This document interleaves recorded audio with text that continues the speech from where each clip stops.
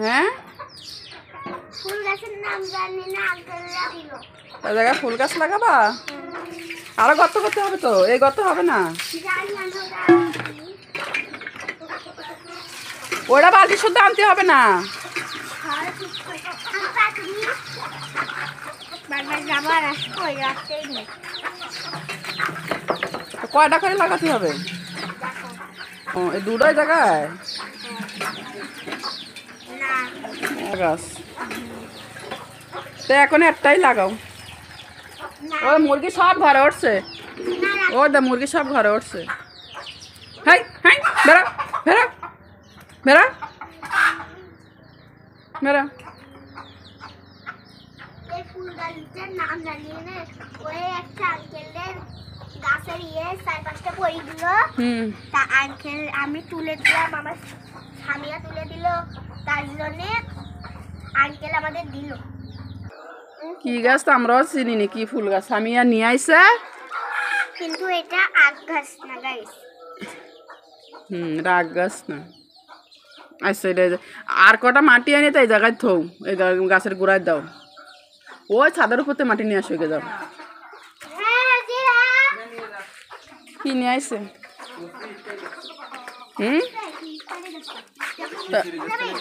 খেসুরি? না না তোমার যেতে হবে না।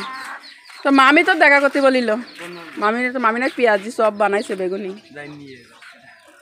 নিয়ে যাবি কেন? দেখা করে আসি বলবি যাওয়ার সময় নিয়ে যাবা নে। তোর রুমি মামি আম্মা ধরো তুমি ইফতারিটা দিয়ে কি আছে আম্মু? ফল পাকড়। আজকে ফল পাকড় নেই, তো কি আজকে মুড়ি দেখে আনে। ইফতারি টাইম হয়ে গেছে, বেলা ডুবে যাচ্ছে। একটা পাখি উড়ছে,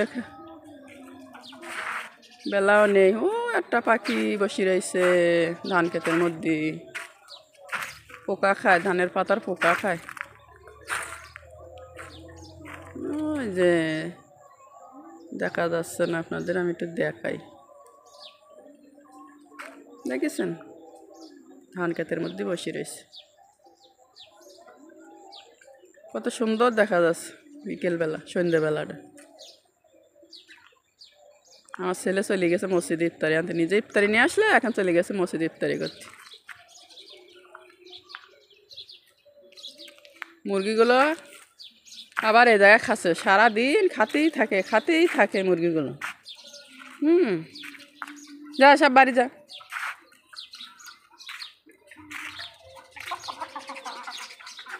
যা খাওয়া হয়েছে, এবার ঘরে ওঠো। হয়েছে, লাগানো হয়েছে।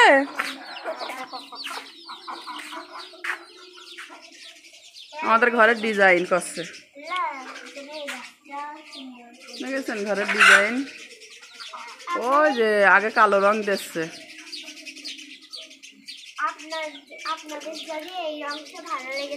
আবার কনে লাগাইছে একটার গোড়ায় আরেকটা, এটা আর একটু দূরে লাগাতে হবে, এটা আরেক জায়গায় লাগাবা। এটা আজকে ওই জায়গায় গর্ত করে লাগাও, ওই জায়গায় তুমি লাগাও। আমি ইফতারি করবো এখন, আমার আর সময় নেই।